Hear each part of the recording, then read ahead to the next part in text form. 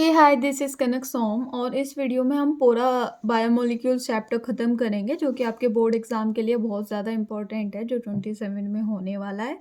तो इसको पूरा अच्छे से सुनना है, ठीक है? मुझे लगता है ये आ जाएगा समझ, ठीक है? तो ध्यान से यहीं पे सारे काम छोड़ के सिर्फ फ़ोकस यही देखना कि मैं बता क्या रही हूँ, ठीक? तो लिविंग सिस्टम किससे मिलकर बने हैं? कॉम्प्लेक्स बायोमोलिक्यूल्स से मोलिक्यूल्स से। तो बायोमोलिक्यूल्स में कौन-कौन चीज़ क्या-क्या चीज़ें आती हैं? Carbohydrate, protein, nucleic acid, lipids. और इस चैप्टर में भी हम यही सब पढ़ने वाले हैं और इससे अलग हम विटामिन्स को पढ़ेंगे। अब कार्बोहाइड्रेट कहाँ से प्रोड्यूस होता है? प्लांट से ये प्रोड्यूस होता है। एग्जाम्पल क्या है? केन, शुगर, ग्लूकोज, स्टार्च। तो सबसे पहले कार्बोहाइड्रेट का एक फॉर्मूला बताया गया था, वो था CX और H2O का होल Y, जिसे हाइड्रेट ऑफ कार्बन भी बोलते हैं। लेकिन ये फॉर्मूला कहीं कहीं तो फिट हो भी रहा था और कहीं कहीं फिट नहीं भी हो रहा था। जैसे ग्लूकोज का फॉर्मूला होता है C6H12O6, तो ये तो फिट हो गया था, लेकिन एसिटिक एसिड इस फॉर्मूले में फिट नहीं हो पा रहा था। तो ऐसे ही रैमनोज C6H12O5 इसका फॉर्मूला होता है, लेकिन ये इस फॉर्मूले में फिट नहीं हो रहा था। तो हमने फिर एक कार्बोहाइड्रेट की एक डेफिनेशन निकाली। वो क्या है? Carbohydrate may be defined as optically active polyhydroxy aldehyde और कीटोन्स। मतलब कार्बोहाइड्रेट क्या होता है? जिसमें पॉलीहाइड्रोक्सी का मतलब है OH ग्रुप इसमें क्या है? बहुत सारे हैं। और एल्डिहाइड ग्रुप हो सकता है। एल्डिहाइड आपको पता है CHO ग्रुप को बोलते हैं, और ketone C double bond O, और जिसके दोनों तरफ आर चेन जुड़ी हो। तो कार्बोहाइड्रेट को बोलते हैं ऑप्टिकली एक्टिव। ऑप्टिकली एक्टिव आपको समझ आएगा आगे कि इसके D और L दो फॉर्म होती है, ठीक है? तो carbohydrate may be defined as optically active polyhydroxy aldehyde और कीटोन और the compound which produce such unit on hydrolysis. और जब हम इनका हाइड्रोलिसिस करते हैं तो कुछ ना कुछ ये यूनिट्स हमें देते हैं। अभी सबसे पहले आपको कार्बोहाइड्रेट से पढ़ना है, व्हाट इज कार्बोहाइड्रेट, तो समझ लोगे इसे यहाँ तक। अब उसके बाद है कुछ कार्बोहाइड्रेट स्वीट होते हैं टेस्ट में, जैसे कि शुगर, घर में चीनी है हमारे, ठीक है? तो अब ये जो शुगर होता है, शुगर को हम लैक्टोज भी, वो सुक्रोज बोलते हैं। क्या बोलते हैं शुगर को? सुक्रोज। और लैक्टोज क्या होता है? जो हमें मिल्क में जो शुगर होती है ना, मिल्क हल्का सा मीठा मीठा लगता है, तो उसके अंदर एक शुगर है, उस शुगर का नाम क्या होता है? Lactose. Carbohydrate are also called saccharide, और इनको हम क्या बोलते हैं? सेकेराइड भी बोलते हैं, ठीक है? इतना क्लियर हो जाता है। अब इसके जस्ट बाद हमारा आता है क्या? इसके जस्ट बाद आता है क्लासिफिकेशन, कि कार्बोहाइड्रेट का क्लासिफिकेशन हमने किस में करा। तो इनका 3 पार्ट में क्लासिफिकेशन किया गया है। एक तो मोनोसेकेराइड, एक ओलिगोसेकेराइड, एक पॉलीसेकेराइड। अभी मैं आपको ऐसे ही समझा देती हूँ व्हाट इज मोनोसेकेराइड। मोनोसेकेराइड क्या होती है? तो जो अगर हम हाइड्रोलिसिस करते हैं तो ये फर्दर और ज़्यादा सिंपलर यूनिट में ये मतलब डिवाइड नहीं होती, है ना? तो मोनोसेकेराइड क्या है कि ये आगे फर्दर यूनिट में टूटती नहीं है, उन्हें हम बोलते हैं मोनोसेकेराइड। और सेकेराइड अभी बताया कार्बोहाइड्रेट, मतलब शुगर को ही हम सेकेराइड बोल सकते हैं, ठीक है? इसलिए इसे बोला गया मोनो मतलब एक ही, इसका एक से ज़्यादा और कोई हम इसे और ज़्यादा पार्ट में तोड़ नहीं सकते। तो a carbohydrate that can not be hydrolysed further to give simpler unit of polyhydroxy aldehyde और ketone is called monosaccharide. 20 monosaccharide nature में हैं, और उसके हम कुछ एग्जाम्पल याद रख लेते हैं मोनोसेकेराइड के। ग्लूकोज, फ्रुक्टोज और राइबोज, गैलेक्टोज। क्यों एग्जाम्पल ज़रूरी है? क्योंकि ये पूछा जाएगा कि इनमें से ये छांटो कि कौन सा मोनोसेकेराइड है, डाइसेकेराइड है, इसलिए एग्जाम्पल्स भी ज़रूरी है कि कौन कौन से मोनोसेकेराइड है। 20 हमारे में है। ये थोड़ा MCQ में भी काम आएगा, इसलिए हमें एक एक पॉइंट को ध्यान से समझते चलना है। ओलिगोसेकेराइड क्या होता है? जिनको अगर हम तोड़ते हैं तो ये 2 to 10 यूनिट हमें मोनोसेकेराइड के देंगे। क्या होता है ओलिगोसेकेराइड? अगर हम इनका हाइड्रोलिसिस करेंगे तो ये हमें क्या देंगे? 2 to 10 मोनोसेकेराइड यूनिट हमें देने वाले हैं। इसे हम क्या बोलते हैं? Oligosaccharide. They are further classified as disaccharide, trisaccharide, dependent on the number, या टेट्रासेकेराइड भी हम बोल सकते हैं। इनके मोनोसेकेराइड कितनी यूनिट ये हाइड्रोलाइज कर रहे हैं, मतलब जब हम इन्हें ओलिगोसेकेराइड को ब्रेक करेंगे कितनी यूनिट्स हमें मिल रही हैं। तो अगर ट्राइसेकेराइड मिल रही है हमें 3 मिल रही हैं तो हम ट्राइसेकेराइड मिल रही है, 4 मिलेंगे तो टेट्रासेकेराइड, 2 मिलेगी तो डाइसेकेराइड, ठीक है ना। तो ओलिगोसेकेराइड वो होते हैं ऐसे कार्बोहाइड्रेट जो हमें 2 या 2 से ज़्यादा मतलब 2 to 10 मोनोसेकेराइड यूनिट हमें देते हैं तो हाइड्रोलिसिस के टाइम पे, तो उसे हम क्या बोलते हैं, ओलिगोसेकेराइड। अब 2 मोनोसेकेराइड यूनिट्स आर ऑब्टेन और हाइड्रोलिसिस ऑफ अ डाइसेकेराइड। अब इसमें बताया गया है कि जो 2 मोनोसेकेराइड यूनिट जो हमें मिलती है वो कैसे मिलेगी, तो हम डाइसेकेराइड का जब हाइड्रोलिसिस करेंगे, डाइसेकेराइड कौन कौन से हैं, जैसे सुक्रोज, 1 मिनट तो मैं दिख नहीं रहा, एक तो होता है सुक्रोज, सुक्रोज और दूसरा होता है माल्टोज। सुक्रोज को जब हम हाइड्रोलिसिस करते हैं तो हमें क्या मिलता है, ग्लूकोज और फ्रक्टोज, और माल्टोज का जब हम हाइड्रोलिसिस करते हैं तो हमें ग्लूकोज और ग्लूकोज ही मिलता है। क्लियर है। अब अपने माइंड से पूछना, हमने अभी तक क्या क्या पढ़ लिया, मोनोसेकेराइड पढ़ा, ओलिगोसेकेराइड पढ़ा, और अब हम पढ़ने जा रहे हैं पॉलीसेकेराइड। व्हाट इज पॉलीसेकेराइड, तो carbohydrate which yield a large number of monosaccharide unit on hydrolysis, उसे हम क्या बोलते हैं, polysaccharide. For example starch, cellulose, glycogen, gums, they are not sweet in taste, they are called non sugar. ध्यान से समझो, ये पॉलीसेकेराइड नाम से ही पता लग रहा है, पॉली, ऐसे कार्बोहाइड्रेट जो हाइड्रोलिसिस के टाइम पे बहुत सारी मोनोसेकेराइड, मतलब 10 से भी ज़्यादा, हमें नहीं पता कितनी ज़्यादा, तो इतनी सारी मोनोसेकेराइड यूनिट अगर हमें दे देते हैं तो उसे हम बोलते हैं पॉलीसेकेराइड। और इसके एग्जाम्पल्स है स्टार्च, शुगर, ग्लाइकोजन, गम्स, ये सारे इनके एग्जाम्पल्स है। एग्जाम्पल्स बहुत ज़रूरी हैं, मोनोसेकेराइड के क्या हैं, ओलिगोसेकेराइड के क्या हैं, और पॉलीसेकेराइड के क्या हैं। They are not sweet in taste, ये जो स्टार्च, सेल्यूलोज, ग्लाइकोजन होता है, इस मतलब खाने में क्या नहीं होते, ये स्वीट, मीठे नहीं होते, इसलिए इनको नॉन शुगर भी बोला जाता है। क्या बोला जाता है इनको, नॉन शुगर। अब स्टार्च क्या होता है, जो हमारे फोटोसिंथेसिस के द्वारा जो प्लांट खाना बनाते हैं वो ग्लूकोज उनका खाना होता है, लेकिन ग्लूकोज किस फॉर्म में स्टोर होता है, स्टार्च के फॉर्म में, तो उसे स्टार्च बोलते हैं, ठीक है ना, कोई दिक्कत। और सेल्यूलोज आपको पता है जो सेल वॉल होती है, सेल वॉल जो प्लांट की सेल वॉल होती है वो इससे मिलकर बनी होती है। ग्लाइकोजन एनिमल में जो फूड स्टोर्ड होता है वो ग्लाइकोजन के फॉर्म में होता है। गम्स आपको पता ही है। तो इनको ना तीनों को डेफिनेशन के साथ पढ़ना है क्योंकि इनके आ जाते हैं, एग्जाम्पल्स भी आए हैं, ठीक है। ये वाला पेज बहुत ज़्यादा इंपॉर्टेंट है, ठीक है। 2 की स्पीड में सुन लेना जिसको पहले से उसने पढ़ रखा है। तो अब एक क्वेश्चन आता है reducing and non reducing sugar, बहुत ज़्यादा है, यहाँ से क्वेश्चन आता ही आता है, व्हाट इज रिड्यूसिंग और what is non reducing sugar.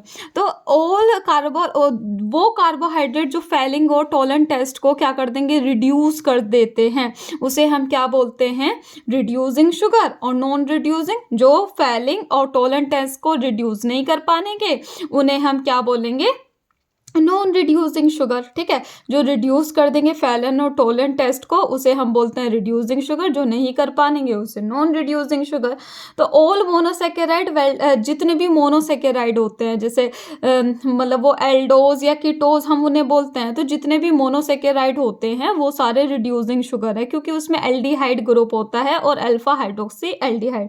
जिसको फेलिंग टेस्ट और टोलन टेस्ट आप पता होगा वो समझ गए होंगे, और जिसे नहीं भी पता वो अभी इसी तरीके से समझ लो, हो सकता है उससे भी मैं बता दूं, लेकिन मुझसे कनेक्टेड रहना है, मुझे बताओ तुम्हें क्या नहीं आता तभी मैं आपको रिस्पॉन्ड कर पाऊंगी, ओके।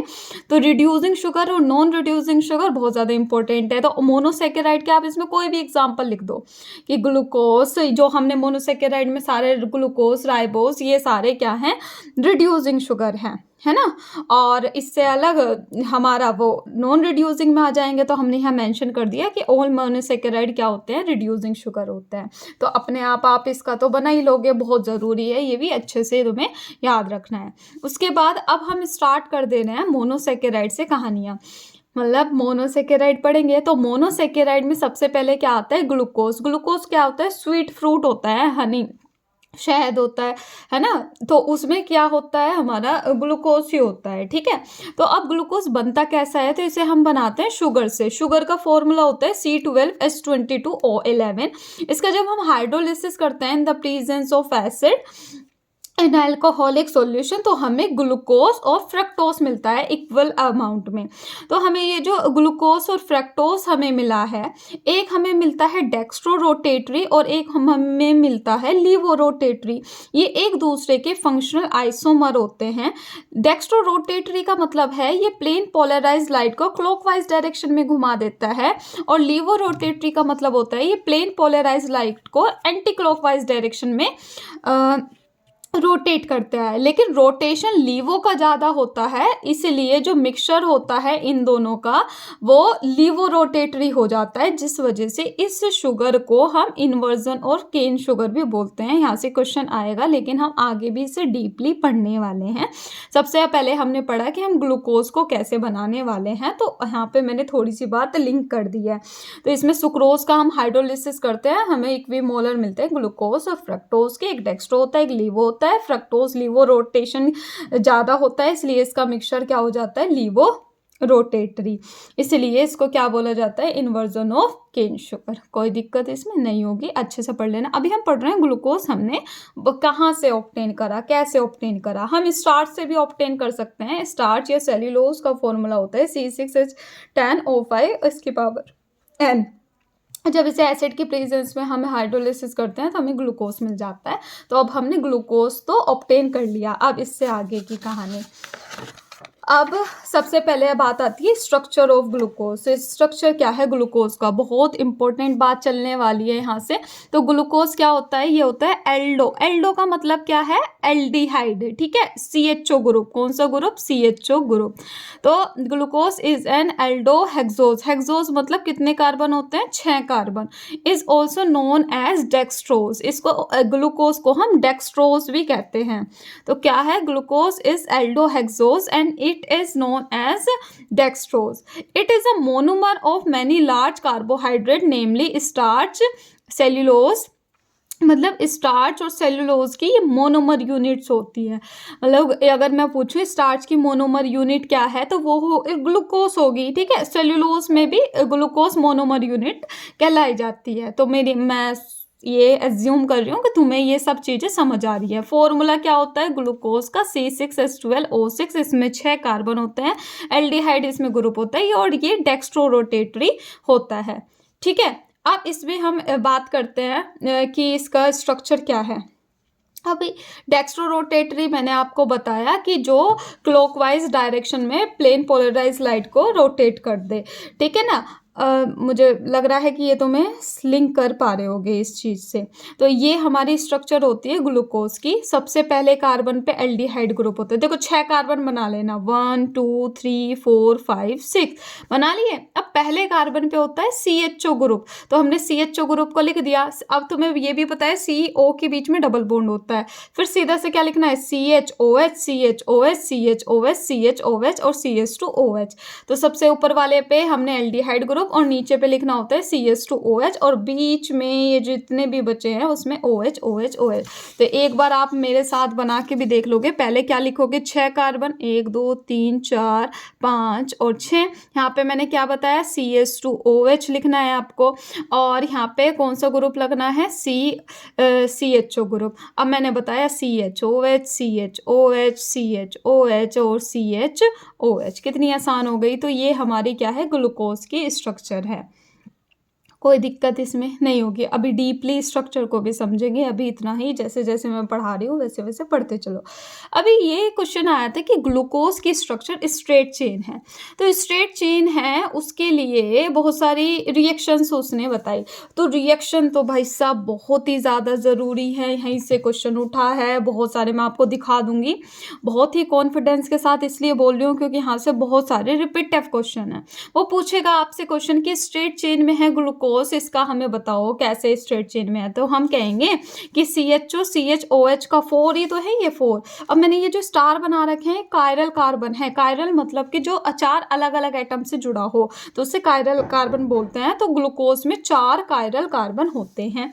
अब यहाँ पे मैं इसे शॉर्ट में कैसे लिख सकती हूँ, देखो ऊपर CHO है और नीचे CH2OH है, बीच में क्या बचा, CHOH बचा, और ये CHOH कितने हैं, 4। मैं ऐसे ही यहाँ पे ग्लूकोज की स्ट्रक्चर को रिप्रेजेंट करूँगी। अब ये मैंने स्ट्रक्चर लिख दी, ये ग्लूकोज है। अब इसमें मैं HI की रिएक्शन कराती हूँ, या मैं रेड फॉस्फोरस भी ले सकती हूँ, क्यों, ये स्ट्रॉन्ग रिड्यूसिंग एजेंट होता है, स्ट्रॉन्ग रिड्यूसिंग एजेंट। और ये ना OH को तो गायब, O को गायब कर देता है।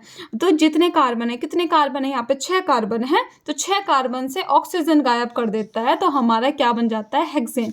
आपको सिर्फ क्या करना है, आपको 6 कार्बन यहाँ सीधी चेन में लिख देने हैं, 1 2 3 4 5 6।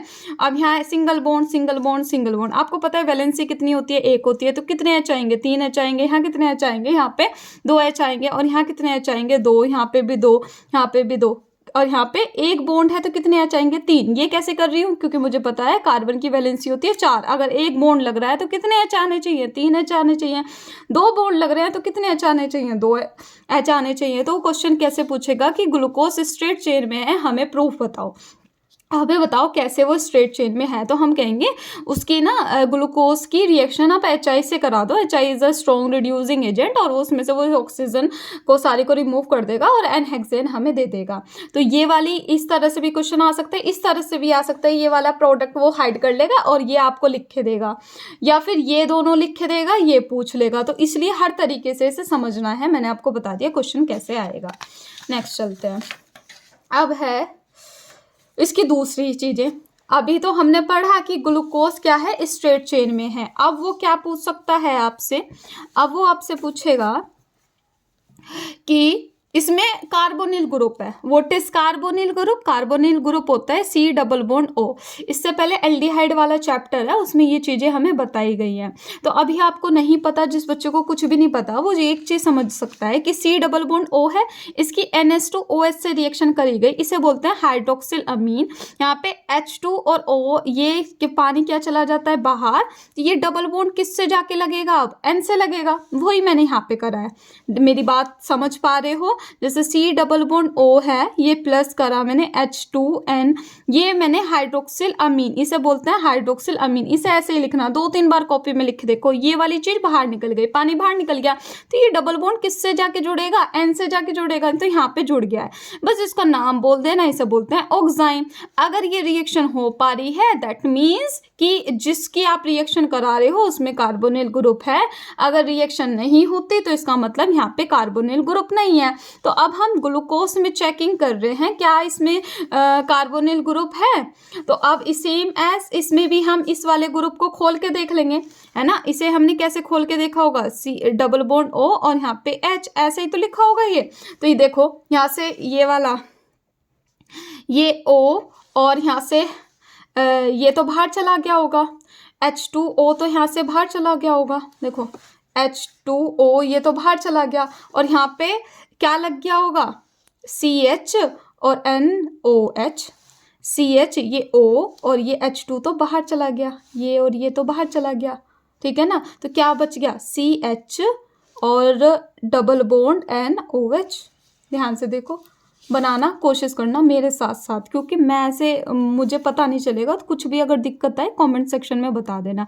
तो सीधा से इसके नीचे क्या लिखोगे आप, ग्लूकोज, और इससे आगे क्या लिख दोगे, बस नीचे लिख दो ऑक्साइम। बात खत्म। ये प्रूफ हो गया कि हमारा जो ग्लूकोज है उसमें कार्बोनिल ग्रुप प्रेजेंट है। इसी तरह से दूसरी रिएक्शन होती है HCN के साथ, ये भी हमें बताई जाती है एल्डिहाइड वाले चैप्टर में, कि C डबल बॉन्ड OH से HCN के साथ रिएक्शन कराते हैं। तो इसके ना बॉन्ड खोल दो ऐसे, तो एक पे तो देखो O लग ही रहा है ना, बॉन्ड ब्रेक करा, एक पे तो O आएगा ही साथ में। तो अब एक के साथ तो क्या चला गया होगा, H, यहाँ पे आ जाता है H, और एक के साथ चला गया CN, ठीक है। तो इसी तरह से इसे खोल के देखेंगे, CHO को कैसे लिखेंगे, C डबल बॉन्ड O और यहाँ पे H, ठीक है। तो CS तो देखो ऐसे का ऐसे ही है, बस एक से क्या जोड़ दिया, इन दोनों को डिवाइड कर दिया, एक पे CN और एक पे OH आ गया। इसे बोलते हैं साइनोहाइड्रिन। क्या बोलते हैं, साइनोहाइड्रिन। तो बहुत इंपॉर्टेंट है, दोनों ही रिएक्शन आपके लिए बहुत ज़्यादा ज़रूरी है। लिख लिख के देखना बहुत ज़्यादा, कि अगर NH2OH डालते हैं तो ऑक्साइम बनता है, अगर HCN डालते हैं ग्लूकोज में तो साइनोहाइड्रिन बनता है। भाई सब प्रीवियस ईयर में यहीं से क्वेश्चन उठे हैं, बहुत अच्छे से इनको पढ़ के जाना, 2-2 3-3 बार। इससे पहले मैंने किसकी रिएक्शन कराई, HI की, किसके साथ, ग्लूकोज के साथ। उसमें सारे O निकाल दिए और सीधी चेन में कन्वर्ट करके लिख दिया। कैसे करा वो वो मैंने आपको बताया। यहाँ पे मैंने बताया कि अगर ग्लूकोज किसके साथ रिएक्शन करता है, हाइड्रोक्सिल अमीन के साथ और HCN के साथ, क्या होता है, तो होता क्या है बताओ। तो एक बार तो ऑक्साइम बन जाता है और एक बार साइनोहाइड्रिन बनता कैसे है वो भी बताया। देखो अब किसी को ऐसा नहीं आ रहा खोल के, तो यहाँ पे देखो O हटा दो, H2 हटा दो, बस यहाँ पे ये सीधे के सीधे जोड़ दो।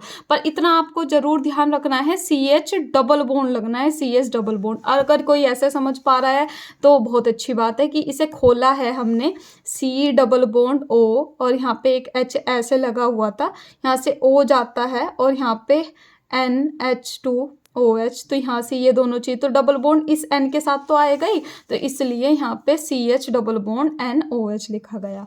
इसी तरह मैंने आपको यहाँ पे बताया कि C डबल बॉन्ड O एक वेल ऐसे खोलेगा, ये एक पे Cl आ जाएगा और एक पे H आ जाएगा, तो यहाँ पे भी हमने, और सारी चीज तो बिल्कुल सेम टू सेम है ना। तो क्या बन गया, साइनोहाइड्रिन। तो ये दोनों रिएक्शन हमें ये दिखाती है कि ग्लूकोज के अंदर क्या है, ग्लूकोज के अंदर कौन सा ग्रुप होता है, ग्लूकोज के पास ग्रुप होता है कौन सा, कार्बोनिल। ये कंफर्म हो जाता है ये दोनों रिएक्शन से। अब आगे, glucose get oxidise to 6 carboxylic acid on the reaction. अच्छा, अगर हम इसमें ग्लूकोज के रिएक्शन किससे कराते हैं, ब्रोमीन वाटर से। किससे कराएंगे, ब्रोमीन वाटर से। तो जो ब्रोमीन वाटर होता है ना, ये ब्रोमीन वाटर क्या करेगा, CHO ग्रुप को, बस ये एल्डिहाइड ग्रुप को किसमें चेंज कर देता है, COOH ग्रुप में। क्योंकि ये जो होता है Br2 वाटर, ये माइल्ड ऑक्सीडाइजिंग एजेंट होता है। क्या होता है, माइल्ड ऑक्सीडाइजिंग एजेंट। क्या होता है ये, माइल्ड ऑक्सीडाइजिंग एजेंट। तो इसलिए ये CHO को ग्रुप को किस में कन्वर्ट कर देता है, COOH ग्रुप में कन्वर्ट कर देता है।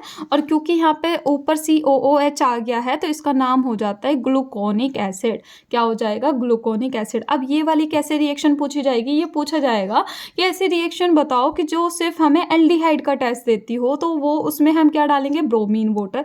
ऐसी रिएक्शन बताओ जो हमें कार्बोनिल का टेस्ट देती है, तो हम उसमें क्या डालेंगे, NH2OH या फिर HCN। ऐसी रिएक्शन बताओ जो कि हमें स्ट्रेट चेन में बता देगी कि नहीं, ऐसी रिएक्शन बताओ जिसमें 6 कार्बन हो, भाई 6 कार्बन हो ग्लूकोज में, तो हम उसमें HI डालेंगे और 6 कार्बन में खोल देंगे। ठीक है ना, स्ट्रेट चेन का भी हो जाएगा। स्ट्रेट चेन के तो वैसे ये सारे ही हैं ना, तो क्लियर है। 6 कार्बन वाला ये वाली रिएक्शन बार बार लिख के देखो, मैंने अभी तक 4 रिएक्शन बता चुकी। पहले HI के साथ, दूसरा NH2OH के साथ, तीसरा HCN के साथ और तीसरा ब्रोमीन वाटर के साथ। आप इसे देख लेना, लैंग्वेज ये है और फिर उसके बाद ये है। ठीक है, अब उसके बाद है, अब ग्लूकोज के रिएक्शन हम किसके साथ करा रहे हैं, एसिटिक एनहाइड्राइड के साथ। अब एसिटिक एनहाइड्राइड लिखना आना चाहिए। व्हाट इज एसिटिक एनहाइड्राइड, तो ये है CH3 C double bond O CH3। देखो अगर किसी को लिखना नहीं आता वो सीख लो, CH3 लिखना, फिर C डबल बॉन्ड O लिख लिया इतना, फिर बीच में O, फिर दोबारा से repeat C double bond O और ये CH3। तो इसे बोलते हैं एसिटिक एनहाइड्राइड। क्या बोला जाएगा इसको, एसिटिक एनहाइड्राइड। ठीक, अब इसमें सबसे पहले हमने ग्लूकोज की एसिटिक एनहाइड, पर ये किसके लिए, कैसे क्वेश्चन आएगा, उसमें बोलेगा 5 OH ग्रुप हैं ग्लूकोज में, तो उसकी रिएक्शन आप बताओ। तो उसमें आप क्या करोगे, उसमें हम रिएक्शन कराएंगे एसिटिक एनहाइड्राइड की ग्लूकोज के साथ। तो CH3 C double bond O CH3 के ऐसे लिखना मैंने आपको अभी सिखाया। तो अब आप याद करो, ये हमने एस्टरिफिकेशन रिएक्शन पढ़ी थी, ये OH है और ये हमारा क्या है, एसिटिक एनहाइड्राइड है। तो यहाँ से अल्कोहल से तो H जाता है और यहाँ से ये वाला ग्रुप उठ के बाहर चला जाता है, मतलब RO के साथ ये पूरा ग्रुप जुड़ जाएगा। सेम एज यहाँ से भी देखो, यहाँ पे जितने भी, यहाँ से AH और यहाँ से H जाएगा और H और H जाएगा और ये वाला ग्रुप सारा बाहर चला जाएगा। ठीक है ना, ये वाला इतना CH3COH, और ये जो जितना भी बचा है ये यहाँ पर आके लग जाएगा, ये वाला OC double bond O CH3 यहाँ पर आकर लग गया। यहाँ पे कितने हैं, मतलब बस H को हटाया, OC double bond O CH3 जोड़ दिया और यहाँ जितने थे 4 का 4 लिख दिया। यहाँ पे H हटाया, जितना था OC double bond O CH3 ऐसे का ऐसे लिख दिया। ये हमारा बना है ग्लूकोज पेंटा एसीटेट। क्या बना है इसकी, इसे क्या बोलते हैं, ग्लूकोज पेंटा एसीटेट। ठीक है ना, मैं ये सोच रही हूँ तुम्हें समझ में आ रहा होगा कि क्या कर रहे हैं हम। H हटा रहे हैं और यहाँ से क्या हटाया हमने, CH3 C double bond O, इन दोनों को बाहर भेज दिया, इन दोनों को। अब ये O C double bond O CH3 को हमने यहाँ पे अटैच कर दिया, बस H की जगह ये ग्रुप यहाँ पे लगा दिया और इसको लिख दिया ग्लूकोज पेंटाएसिडेट। कब ये रिएक्शन करनी है, ये रिएक्शन करनी है जब वो पूछेगा ग्लूकोज में 5 OH ग्रुप है, ये बताइए कैसे बताओगे तुम। तो आप कहोगे ग्लूकोज की रिएक्शन हम एसिटिक एनहाइड्राइड से कराते हैं तो हमें ग्लूकोज पेंटाएसिटेट मिल जाता है, यही प्रूफ है कि वो उसमें 5 OH ग्रुप है। अब दोबारा से, अब ये 5वीं रिएक्शन थी, तो अब हम सबसे पहले क्या थी कि कार्बन में, वो ग्लूकोज में 6 कार्बन एटम होते हैं, तो उसके रिएक्शन के लिए तुम HI के साथ रिएक्शन कराओगे।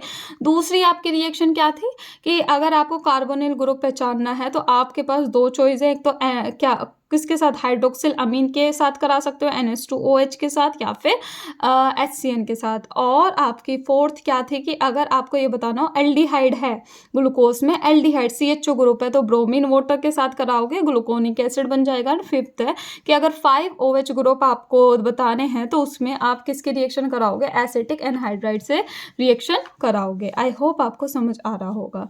अब यहाँ पे देखो थोड़ी सी बात, अगर हम इसका ग्लूकोज में, ये ग्लूकोज है, ग्लूकोज की रिएक्शन अगर हम कंसनट्रेटेड HNO3 के साथ करा रहे हैं तो ये CHO ग्रुप किस में कन्वर्ट हो जाएगा, COOH में, और ये वाला किस में कन्वर्ट हो जाएगा, COOH। अगर कंसनट्रेटेड H2O, मतलब ये वाला ग्रुप और इसमें चेंज हो जाएगा और ये वाला इसमें चेंज हो जाएगा।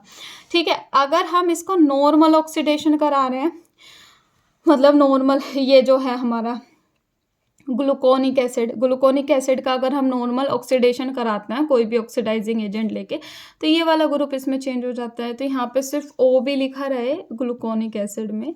ग्लूकोनिक एसिड क्या होता है आपको पता है, पीछे अभी कवर हुआ था। तो नॉर्मल ऑक्सीडेशन हो रहा है तो वो सेकेरिक एसिड या ग्लूकैरिक एसिड बनता है। क्या बनता है, ग्लूकैरिक एसिड, अगर हम नॉर्मल ऑक्सीडेशन कराते हैं। अगर ऑक्सीडेशन ग्लूकोज का कंसनट्रेटेड HNO3 के साथ कराते हैं तो ऊपर नीचे दोनों तरफ COOH लग जाते हैं। मैं आई होप आपको समझ में आ रहा होगा कि अगर हम ग्लूकोज में कंसनट्रेटेड HNO3 ले रहे हैं तो ऊपर नीचे दोनों तरफ क्या लग जाता है, COOH। ठीक है, अगर सिर्फ ऑक्सीडेशन करा रहे हैं किसका, ग्लूकोनिक एसिड का, तो वो बस इसी वाले पार्ट को, ये तो पहले से ही कन्वर्ट है तो इस वाले को ही तो इसमें कन्वर्ट करेगा ना। तो सेकेरिक एसिड, ग्लूकैरिक एसिड दोनों सेम बात, ग्लूकोनिक एसिड थोड़ा अलग है, इसका ऑक्सीडेशन करके ही हमारा सेकेरिक एसिड या ग्लूकैरिक एसिड बनता है। लेकिन अगर ग्लूकोज में कंसनट्रेटेड HNO3 डालते हैं तो हमारा क्या बनता है, सेकेरिक एसिड बनता है। अब रिडक्शन करा दो, अगर आप क्या करा रहे हैं, रिडक्शन करा रहे हैं H2 के प्रेजेंस में NaBH4 लेके, तो क्या होता है कि ये जो CHO ग्रुप है ये किस में कन्वर्ट हो जाएगा, CH2OH में कन्वर्ट हो जाएगा और बाकी चीज़ें सेम। तो इसे बोलते हैं हम क्या, सॉर्बिटॉल। क्या बोला जाएगा इसको, सॉर्बिटॉल। तो अगर आप रिवीजन एक बार ढंग से करें कि मैंने आपको क्या क्या चीज़ें बताई हैं, पहले इतनी करो, मुझे लग रहा है वीडियो ज़्यादा बड़ी हो रही है। तो अभी मैंने आपको रिएक्शंस बताई हैं। सबसे पहले रिएक्शन कितनी कि कार्बन, मतलब ग्लूकोज में कितने कार्बन है, 6 कार्बन है। ग्लूकोज में कितने कार्बन है, 6 कार्बन है। तो उसकी रिएक्शन कैसे करोगे आप, यहाँ पे देखो CHO है, ठीक है, और यहाँ पे क्या लिखा है, CHOH, और यहाँ पे कितनी पावर है, और यहाँ क्या लिखेंगे, CH2O। ये ग्लूकोज लिख दिया, इसकी HI के साथ रिएक्शन कराओ। जब वो क्वेश्चन पूछे कि 6 कार्बन है उसमें, तो आप कराओगे HI के साथ रिएक्शन, तो आपको क्या मिल जाएगा, बस सीधी चेन में बना दो, N हेक्सेन बन गया, 3 कार्बन, यहाँ पे 3 कार्बन।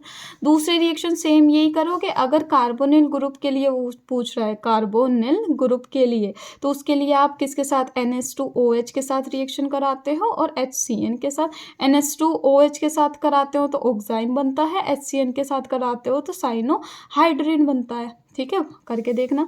ये हो गया पहला, दूसरा और ये तीसरा। और फोर्थ आपके पास क्या था कि अगर आपको CHO ग्रुप बताना है कि इसमें सिर्फ CHO ग्रुप है, तो ग्लूकोज की रिएक्शन आप किससे कराओगे, ब्रोमीन वाटर से। और ब्रोमीन वाटर से जब आप इसकी रिएक्शन कराते हो तो आपको क्या मिलता है, ग्लूकोनिक एसिड। क्या बनता है, मिलता है आपको ग्लूकोनिक एसिड, इसे क्या बोलते हैं, ग्लूकोनिक एसिड। अब उसके बाद फिफ्थ आपकी क्या थी कि अगर हमें बताना हो 5 OH ग्रुप है, 5 OH ग्रुप के लिए हम क्या कराते हैं, ग्लूकोज की रिएक्शन किससे कराना, एसिटिक एनहाइड्राइड के साथ। और एसिटिक एनहाइड्राइड क्या होता है, ये। और इसके साथ हमें क्या मिल जाएगा, ग्लूकोज पेंटा एसीटेट। फिर सिक्स्थ हमने क्या बात कही है, सिक्स्थ की हमने बात करी है कि अगर ग्लूकोज में कंसनट्रेटेड HNO3 डालते हैं तो ऊपर भी, अरे यार, तो ऊपर भी COOH लग जाएगा और नीचे भी क्या लग जाएगा, COOH। इसे हम ग्लूकेरिक एसिड या फिर सेकेरिक एसिड बोलते हैं। लेकिन अगर ग्लूकेरिक एसिड में कराएंगे तो जो OH वाला पार्ट है वही तो COOH में कन्वर्ट होगा, सिर्फ खाली ऑक्सीडेशन करा रहे हैं। और अगर ग्लूकोज का क्या करा रहे हैं, रिडक्शन, तो हमारा क्या बन जाता है, सोर्बिटोल। क्या बन जाएगा, सोर्बिटोल। मतलब एल्डिहाइड ग्रुप भी किस में कन्वर्ट हो जाएगा, अल्कोहल में कन्वर्ट हो जाएगा। तो ये हमारी 7 लगभग 7 के लगभग रिएक्शंस हैं ग्लूकोज की। पहले आप ये अच्छे से करो, बिल्कुल अच्छे से, परफेक्टली। और भाई मैं तुम्हारे साथ हूँ, मैं तुम्हारे साथ लगी रहूँगी और तुम मेरा साथ दो। बस इतना अच्छे से करके बताना और मुझे बताना समझ आया या नहीं। थोड़ा सा मुश्किल होता है यहाँ पे, कैसे कैसे पेज पता नहीं कैसा गया होगा। अब मैं इसे अपलोड कर दूँगी, आप मुझे बताना ये समझ में आ गया है या फिर नहीं। और मुझे कमेंट सेक्शन में बिल्कुल मेरे से लिंक रहो, क्योंकि तुम हैक्टिक हो जाओगे लास्ट वाले डे। आज आपके पास टाइम है तो आज जितना आपसे कवर हो सकता है करो। अभी नेक्स्ट पार्ट भी मैं डाल दूँगी, अभी मैं भी थक गई हूँ, तो तुम भी इतना पहले कवर करो। Okay okay, bye, thank you.